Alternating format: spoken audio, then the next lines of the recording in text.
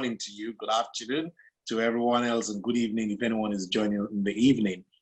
I'm so glad to be able to share, and for me, it's a privilege to be able to share. And I hope, let me start by asking if you're truly well and safe. You know, the changes in our world, the challenges in our world are quite unprecedented. But, you know, I hope that you're keeping safe. I hope you're still practicing social distancing as much as you can. And today we are exploring the subject of leadership, a subject I am a student of as well, and a subject I've been privileged to speak on severally. And I'm going to share my screen just so that we can, you know, talk about this together and it can be as graphic as possible. I will try and run through the slides as much as possible. We use it as a basis for our conversation, but and then we'll have time to ask questions and answer at the end. Okay, thank you very much. So the subject we've taken is leading through crisis, and my name is Harry Akinola. These are the session objectives. I'm going to be speaking about leading through crisis, uncertainties, and I'll be focusing on three major themes.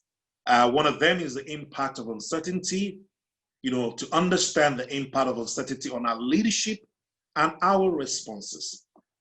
I will also be speaking about what effective leaders focus on. Based on research and experience, we investigate the key areas that effective leaders focus their attention when leading people through a crisis. And of course, you know, strategies in terms of uncertainty, especially around your businesses, your organizations, and what you should be doing. I will spend some time on you as a person, as a leader as well, because you do know that before you can lead teams and lead projects effectively, you need to have strong personal leadership. So let's get into the first part, impact of uncertainty. Now, if you can see the screen, you'll see, you know, several more or less like your concentric circles, but not necessarily concentric that much. And you will see that in terms of relative certainty, what really happens is there is a little zone, that smaller circle of what I call the zone of certainty, and there's a bigger outer zone that is a zone of uncertainty, and there's even a bigger zone that we can move into, which is a powerless zone. You can't change anything or influence anything. And I'll be sharing some models with us today, model from Dave Snowden and model from Martin Rees, and they speak exactly to the same thing, that when we look at the impact of uncertainty, it moves us gradually to a place where we are powerless and we can't change much. We can't do it, we can't influence so much. As a matter of fact, one of the things that uncertainty drives is unwillingness.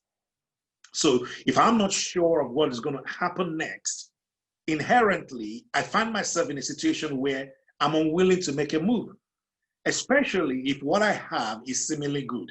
So let me give an instance. Everyone that has got a job in this period where people are uncertain about business directions, business performance, and deepening, we don't know what's going to happen next. People are just happy to have their job. So it puts them in a state of unwillingness. They don't want to take another step because of the uncertainty out there. If you're going to start a business and you're very certain that 1 million people will buy your products next tomorrow, or 1 million people will buy your product as soon as you launch the product, then you're going to go for it. So what uncertainty drives is, it drives powerlessness. It drives unwillingness. And another point to note is, so in the Canadian framework of Dave Snowden, there's a particular way that we would take decisions under various conditions. And I don't know if you are familiar with the Canadian framework. I mean, it's written Cynefin, but the Welsh pronunciation is Canadian framework, right? Now, what Dave Snowden presented is there is a predictable part, and I'm going to talk about the unpredictable part later. There's a predictable part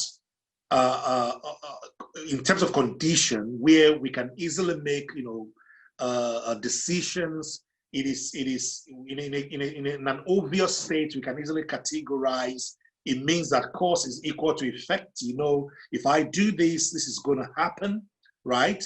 And even if you move into the more complicated stage, you can still analyze. So what Dave Snowden says is, in the obvious state, making a decision in that sense as a leader, as an individual, you can easily put in best practice and use checklists, and then you get things moving from a business or personal or decision-making point of view. But as you move into the complicated stage, you don't think about best practice anymore. You think about good practice, and then you find experts around to assist you. I mean, these are just the predictable conditions. Unfortunately, as leaders, as individuals, the situation, the conditions we have ourselves in right now, the condition is not suitable. It's not predictable. Nobody knows what is going to happen next. I mean, we were battling with COVID-19 and the impact of COVID-19 on the economy. Many economies are opening up in the world, especially, US spearheading that for many, many countries of the world. And all of a sudden, there was an inhuman act of, brutality by police in the US, and that triggered a lot of protests across the world. For me, that is unpredictable. We don't know what is going to happen next, right? So in a predictable condition, it is easy to make decisions. When it is obvious, you can put in best practice, use checklists, and categorize things to make decisions. In a complicated state, you can only use good practices and experts. But I'm going somewhere, just follow me carefully. And of course, another major impact of uncertainty is it put us in this state of volatility, uncertainty, complex, and ambiguity. And people have been throwing the phrase new normal everywhere. And honestly, it is new normal, but it's also so it is new normal if we're to an extent certain.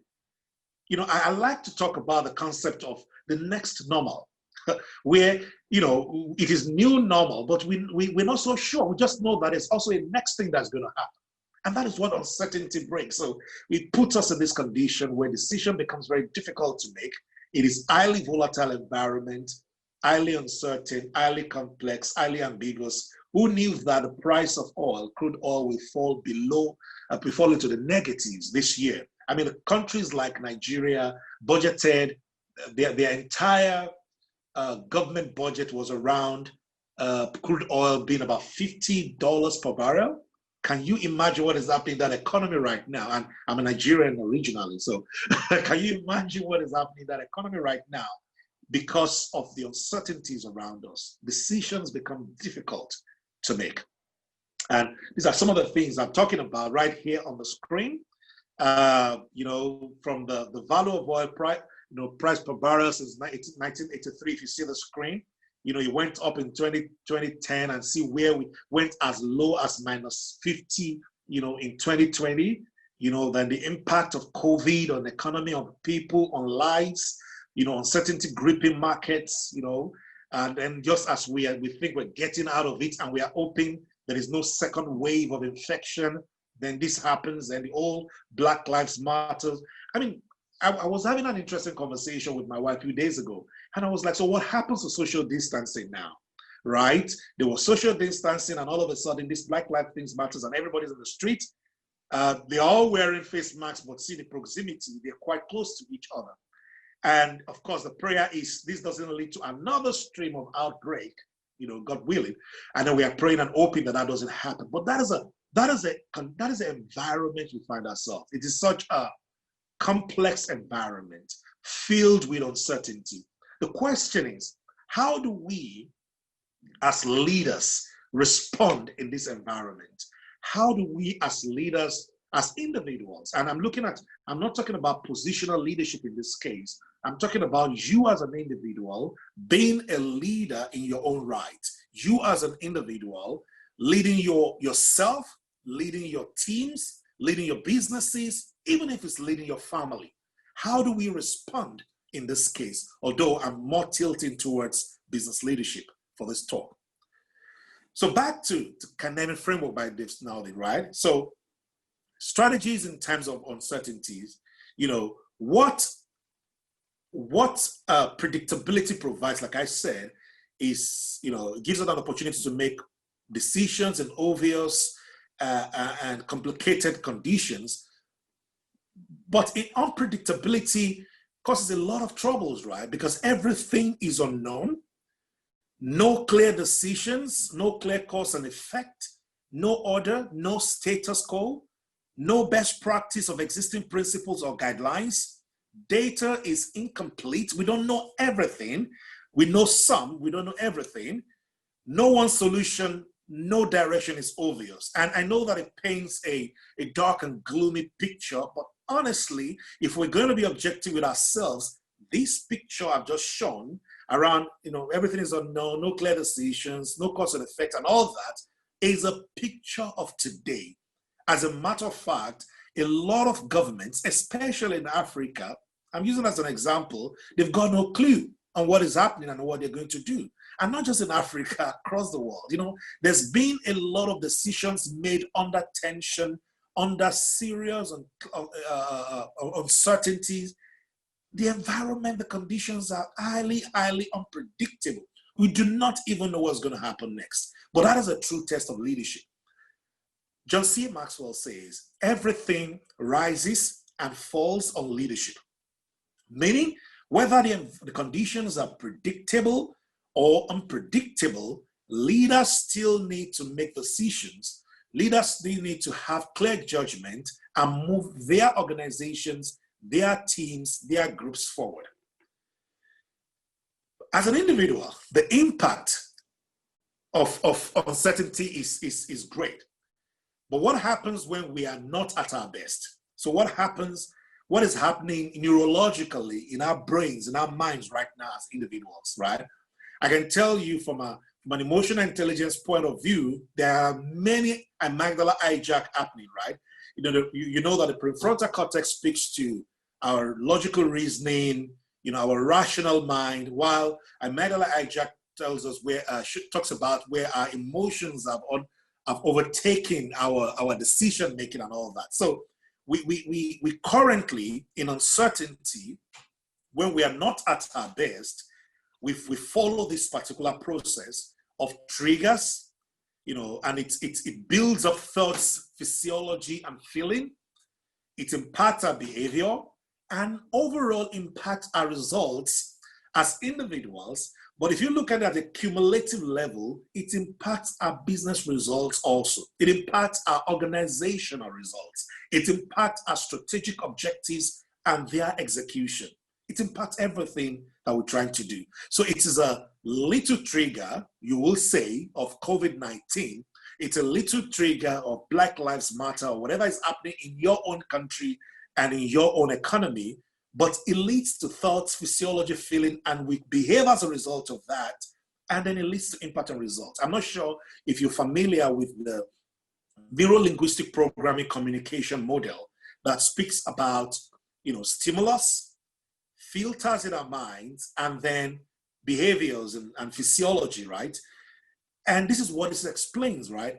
Our filters, our filters are languages, beliefs, values, are being altered right now.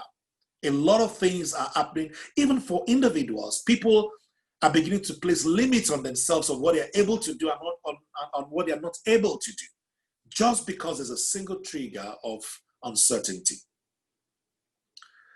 Then it goes further that in you as an individual, something quite interesting then happens.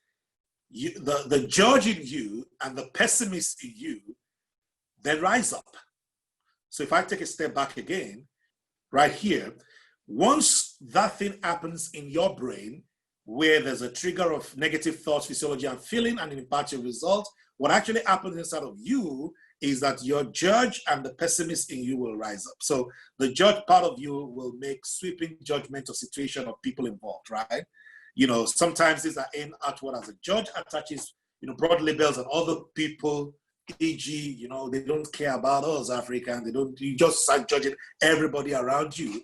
And even sometimes we aim this internal judge at ourselves and our actions, where we start limiting each other, we start limiting ourselves and what we are capable of doing, and it starts affecting our performance and by extension, our business performance. Then the pessimist in us also rise up. The pessimist side of us immediately focuses on our downsides of any given situation.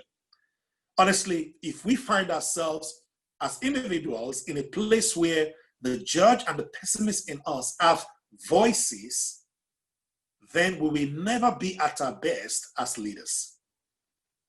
So what we need to be doing actually in this season to ourselves is what we're going to go through shortly, but it's pretty much silencing the judge and the pessimist in you. And we all have it. We all have that judging mentality. We all have that pessimist mentality hiding somewhere.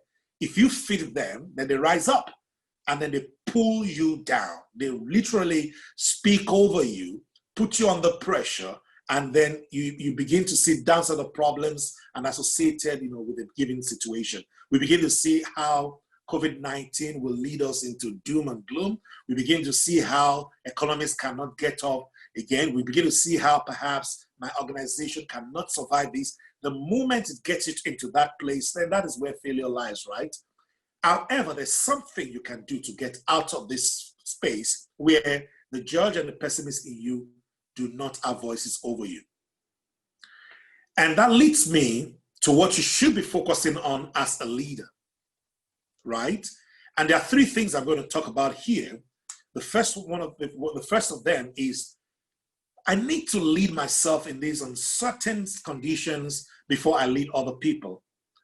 And in leading people, how do I help people feel a sense of safety?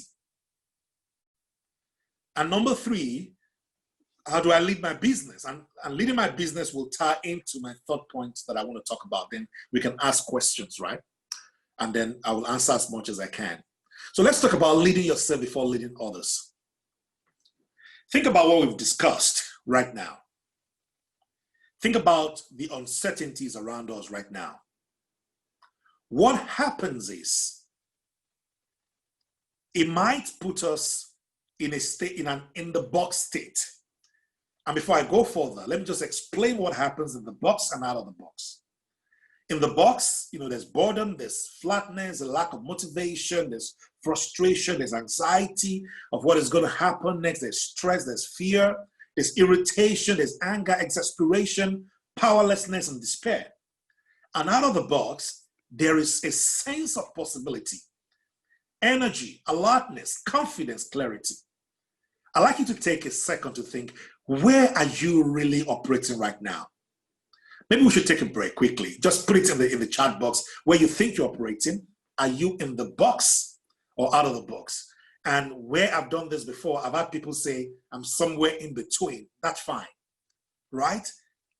But where we find ourselves most of the time in uncertainties is in the box. And the key words here, honestly, is frustration. And for a lot of people, it's anxiety. For a lot of people, it is stress. It is fear. So currently, the unemployment rate numbers in America is really increasing based on the crisis of COVID-19. And unemployment rates in a lot of countries are increasing as well. People are firing just because they can't make ends meet. And the palliatives the countries, the government are giving, of course, is not even adding up to anything.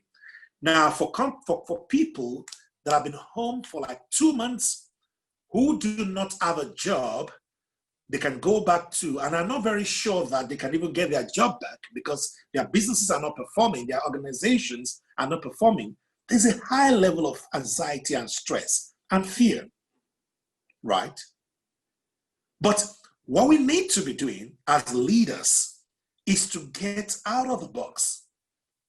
Yes, it's tough, but if you're going to really, really lead other people and be an effective leader, you need to focus on yourself And the first step you need to take is get yourself out of the box into a state of mind filled with sense of possibility, energy, alertness, confidence, and clarity.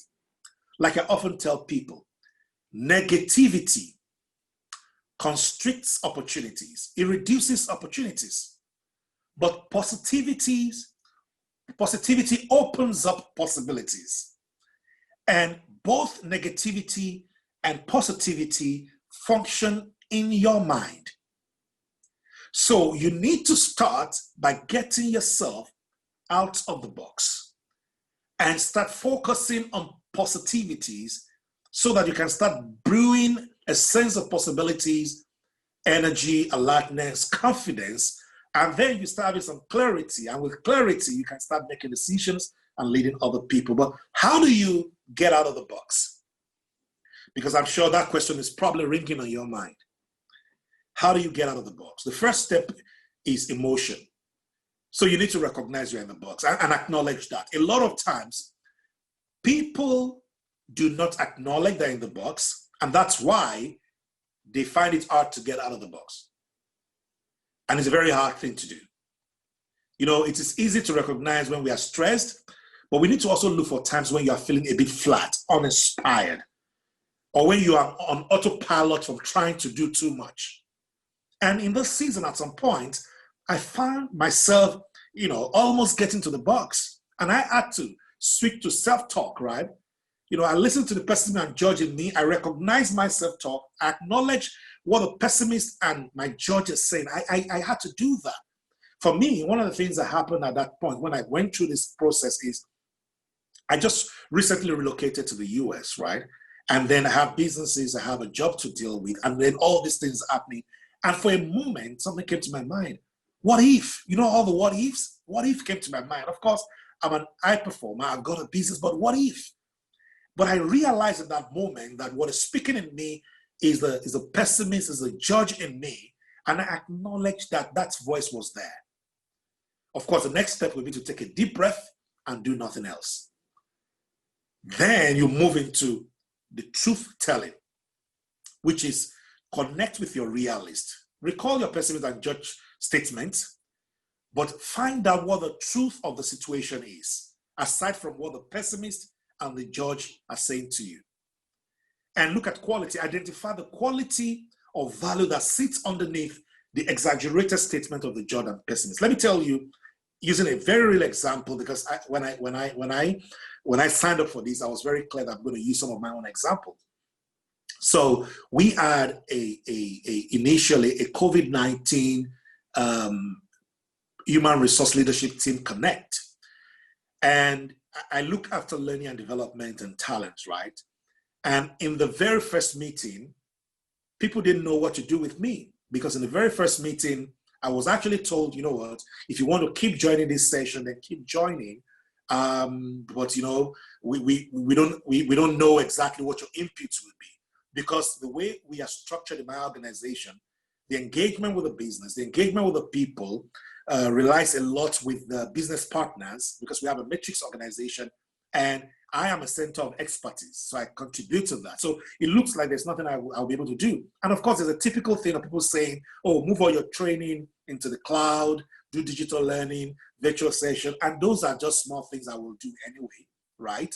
It doesn't really change the organization. So it looks like for a moment, in this crisis, my impact is trivialized. And the moment I felt that, that was a pessimist and the judge in me saying, you see what, you're not really required. Yes, you have a very beautiful job, great job, you're global head of learning, but in this particular situation, your impact is not going to be felt. But I realized the pessimist and the judge in me was talking. Now, I looked at the situation again, and I looked at the exaggerated statement of the judge and the pessimist. And I found an opportunity right in the middle of that to say, actually, no, there are ways we can engage people beyond learning and development. There are ways we can connect with our people beyond learning and development that also forms part of my strengths and skills. And I immediately in that meeting put up my hand and say, guys, no, even though we don't need formal learning and development in this case, we need to do this, and this for our people to feel safe in this period. And these are the things I can contribute from a learning and development point of view, but from my personal strength and skill point of view. It was like me getting my, my groove back. But if I had listened to the pessimist and the judge, honestly, this will pull me down, and I will not be able to function even in the things I should be doing. So as a leader, acknowledge there's a pessimist and a judge speaking in you, but learn to shut them up. So take a deep breath again and make a conscious choice. Choose your response to the situation, free from exaggerations of your pessimist and judge. This is one way to get out of that box and start making rational choices. It's something you do to yourself. Listen, as a leader, people depend on you and they want to see you lead by example. And leading by example means you leading yourself and demonstrating the behaviors you want them to demonstrate. So in the uncertainty, get yourself out of the box and make rational decisions. And this is a guideline you can follow to do that. All right. What effective leaders focus on? Your people. So you've led yourself well. Then how do you lead your people? Leading your people in uncertainty is about a sense of safety for them. How do you help them feel that sense of safety? Number one, connection. The mindset here is, I feel part of a community. So what that means here, that is what your people want. They want connection, right? So you need to build trust. And you need to continue virtual communication. I mean, especially where I know that in some countries, people are returned to status quo and then you go to work every day. But where you can meet all your team members, you need to continue that virtual communication. And I beg to say that even if you connect in the offices with social distancing, we're reducing the number of people in the offices, connect again virtually. Keep communicating. Continue engaging and communicating with your people. Your people want to feel part of a community. Make sure you give them that sense of the community, right? Then number three here, you show care. John C. Maxwell says, people don't care how much you know until they know how much you care. People don't care how much you know until they know how much you care. So as a leader, you must continue to show care for your people. Whatever care means in your context, whatever it means in your culture, whatever it means in your organization, you need to keep showing that to people. And I'm not saying become their dad or become their mom. I'm saying show them care in a way that they will feel part of the community. Number two is capability. People want to know that they're adding value. And that exactly was where I found myself at the beginning of this whole period when we started working from home. People want to know that they're adding value to the team. They're a good contributor to your team, to your organization.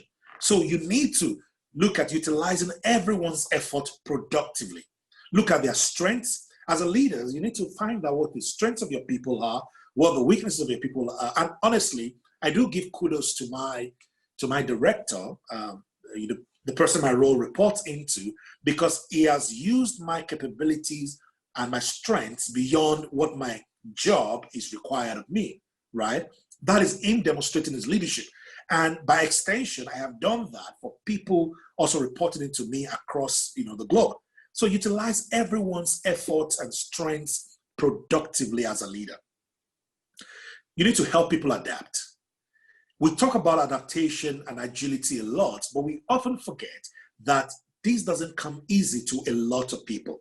So we need to help people adapt.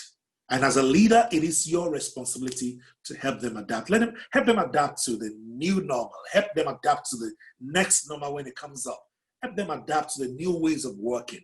And please recognize them. Recognize their capabilities. This is a good time to have a recognition for everybody. Find a way that everyone feels part of the team and everyone's capability and strengths are recognized. And sometimes this is not just about giving rewards and all that. It's sometimes picking up your phone and thanking them for how they've contributed to your organization, to your team in this period, right? Number 3, empowerment. People's mindset won't be, I can influence what happens to me. So help them build resilience, right? People want to have a bit of control over their lives, right? Help them focus on what can be done and coach them through that process. Empowerment is very, very important as a leader. As a matter of fact, it's one of the core competencies a leader should have. Growing your people, helping your people become better, empowering them to take control and take responsibility for their lives, for their roles, for their job, for their function. It will really help them in this period. So what your people want to feel is a sense of safety. And how can you drive that?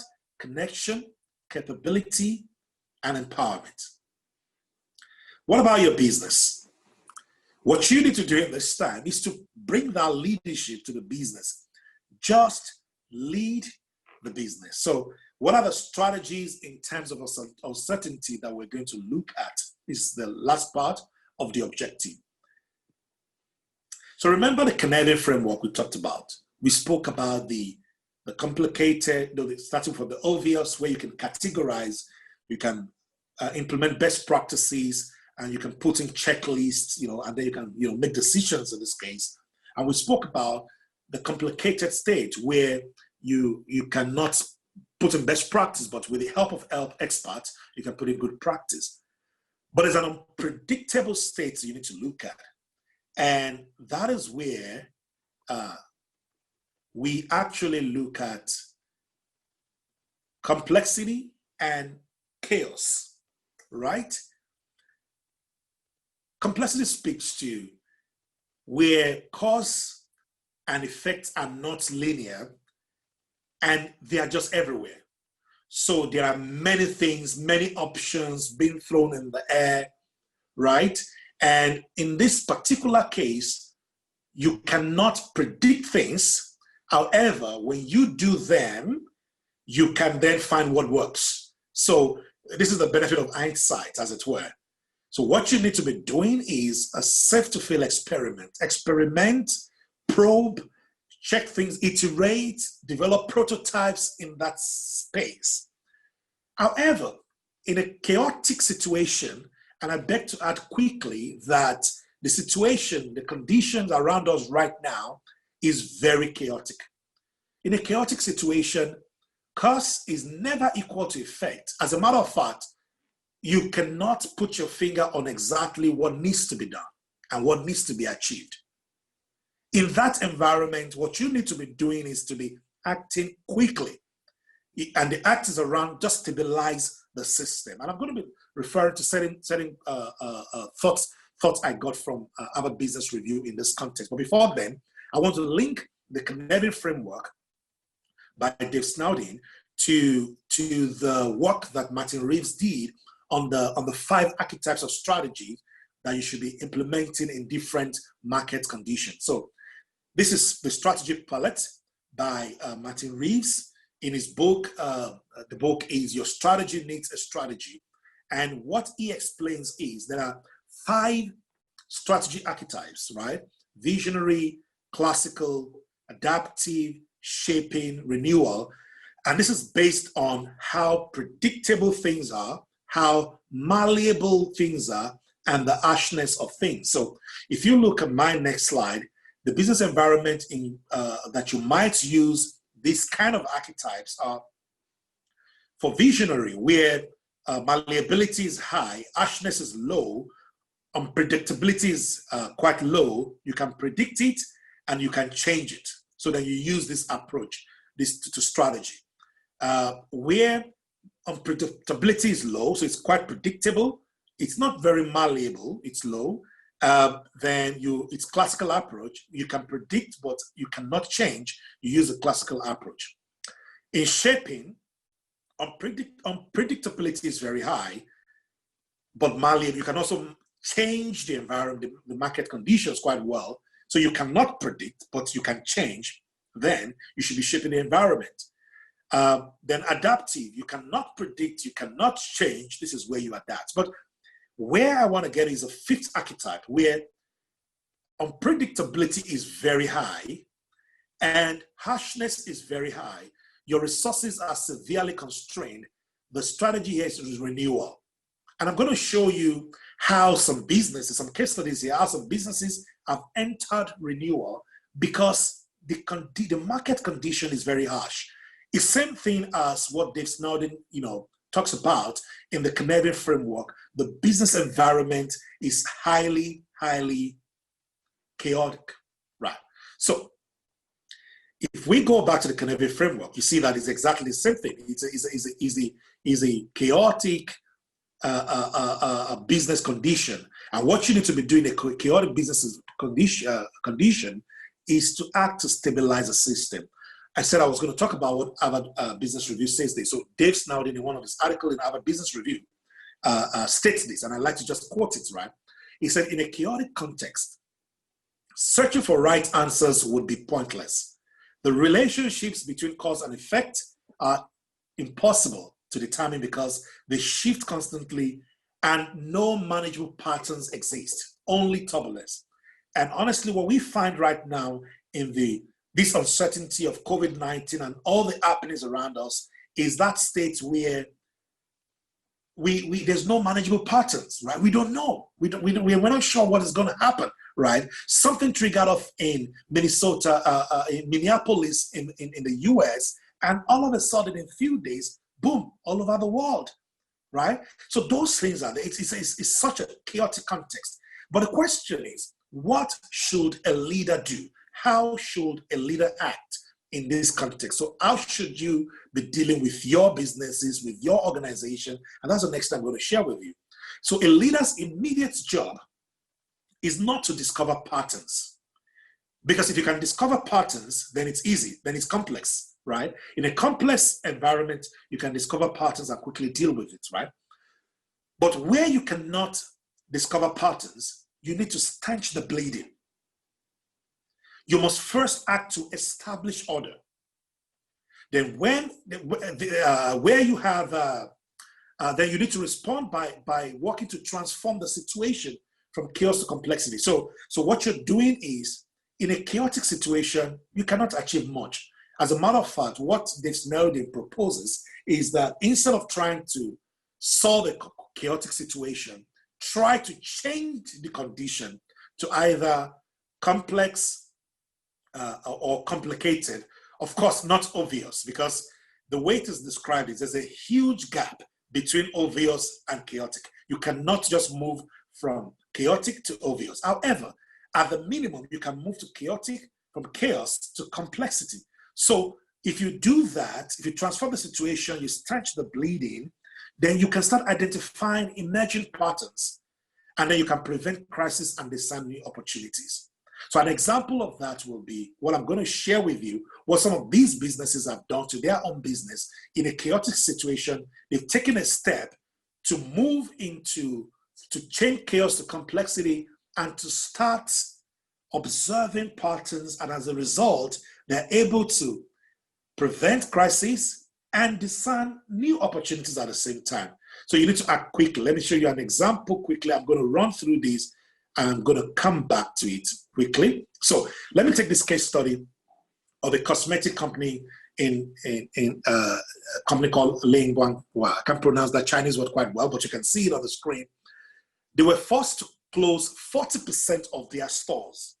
Now imagine that chaos. 40%. That is, I don't know if this 40% represent what they represent in their revenues, but this is massive.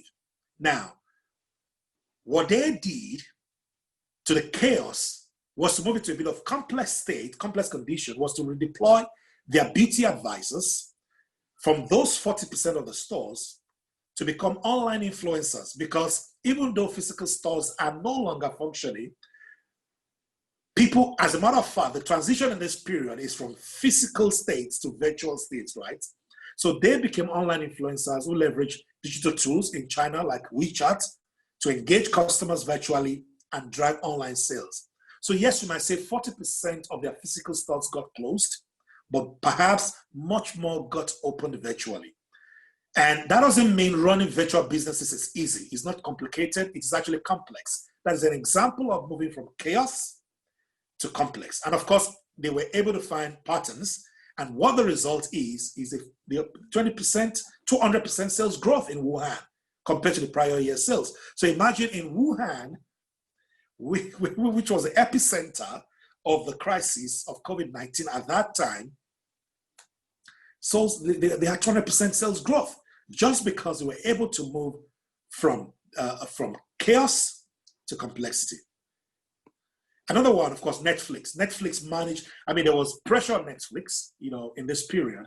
Everyone was watching Netflix as a pastime. Everyone, perhaps, many people have watched almost all movies on Netflix. That's probably not possible, but some people lived on Netflix. Now, Netflix responded, instead of the system to break down, and then the internet are affected and people cannot do work or other things that they need to do, they reduce the quality of the resolution of their movies. And I'm not sure if you watch Netflix and you observe that happened in that season. What about Alibaba, right? Alibaba did what we call flexible labor reallocation. Alibaba, they have a new retail supermarket chain, was in urgent need of labor for delivery services due to the sudden increase in online purchases. And what they did is restaurant, hotels, and cinema chains that are shut down optimized their staffing and shared employees with Alibaba. You see that? Flexible labor reallocation. So this is changing chaos to complexity, because having your staff work for Alibaba for that period is also not easy. It's not obvious. It's not a complicated situation. It is a complex situation. So what really matters to our people, clients, and stakeholders today? And where are our biggest opportunities as leaders? As leaders leading your businesses, how should you be leading? And the 5 things I'm going to be talking about here are the combination of hope, security, stability, availability, customization. So hope, how can we provide hope for the future? That is what your people, your clients, your stakeholder want to hear from you. Do I still have my job? What do we need to do for me to have my job? Shareholders, what will happen to our shares? Do you need to reinvent things? Do you need to change strategies? Team members, how do we continue to be impactful? Do we need to change our team's objectives, our organizational strategy to adapt? Security, how can we help our people and customers feel more secure despite today's uncertainty through our services? Stability, how can we leverage our company to build stability for the present critical times and the foreseeable future? So it's about what do we do now to give people a sense of stability? What do we do in the nearest future? Availability, how can we make our business services fully available even now? How can I move online? How can I work remotely? How can we, the concept of, I'm writing a white paper on working on the future of work. And one of the things we're considering is not just working from home. It's also about working from anywhere. So it might not be working from home essentially. Can you work from a coffee office, coffee station? Can you work from, where else can you work from if you cannot physically work from the offices? Customization. How can we customize our solutions to our clients' present needs, especially because needs are mutating as the world is changing? What is the one thing you can do to stabilize yourself, your people, or your business? That is a question I'm actually going to leave you with. What is the one thing you can do to stabilize yourself, your people, or your business? So in wrapping up, these were our objectives. I hope I've been able to cover them. The impact of uncertainty, what effective leaders focus on yourself, your people, your business, and that translates to strategies in times of uncertainty. Thank you very much. I'm going to stop here